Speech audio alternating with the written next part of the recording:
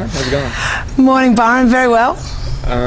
You're standing as the independent candidate for the seat of Fisher. That's right. Yep. Why did you become involved in politics?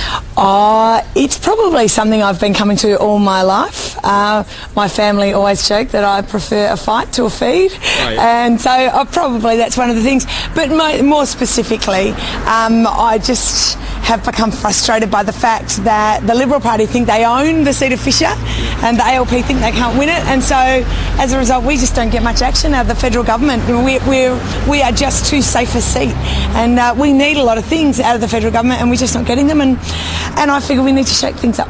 Okay. Can you tell me a bit about your vision for the Fisher electorate? Look, sorry. That's okay. I'll see if it's worth answering, see if you're more important. I think you're not more important. Hang on. Hello, Caroline Hutchinson. I can't hear. I'll call them back. I'll just put it on silent, because otherwise I'll be distracted by it. Because I'll probably...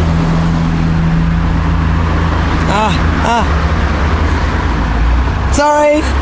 Is this really interesting? Oh, very. All right. Okay. Now, go again. Yeah, tell me a bit about your vision for the Fisher electorate. Well, it's really hard to encapsulate that into one quick answer, but probably I am all about stable development. We have got masses of people coming into this part of the world because it's so beautiful, and that brings with it a bit of an opportunity but also a bit of a burden, and so I want to see the federal government get more involved in our infrastructure and the needs of the people. Otherwise that burden is actually going to fall on ratepayers, and that just isn't fair. So I want more money for this area. Yeah. What are your thoughts on Australia's involvement in Iraq?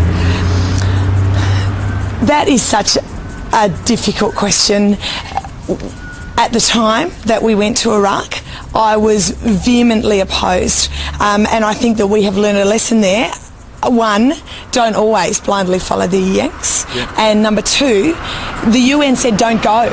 That was the thing, and we set up the UN for a reason, and for whatever reason John Howard decided to go against the advice of the UN, and now we're in a situation where we really can't pull out. I am not an international relations expert, but unless we left a peacekeeping force in there, which was just as many troops as we've got in there now, I think that we would be irresponsible in the extreme to pull out immediately. Do you support the men and women serving in the Australian Defence Force?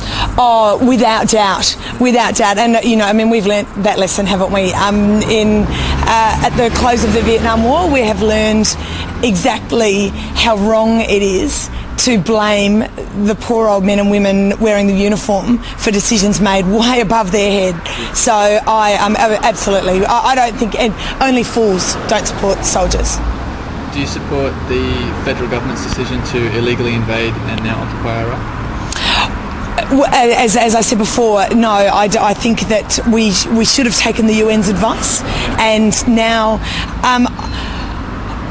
I don't know if I use language as strong as that we are occupying Iraq. I think we're stuck in Iraq, but the civil unrest is now so great that we would leave Iraqis at risk if we were not there, and as I said, I wish we would call it a peacekeeping force. I wish we would change the focus, but I think that they need us at the moment.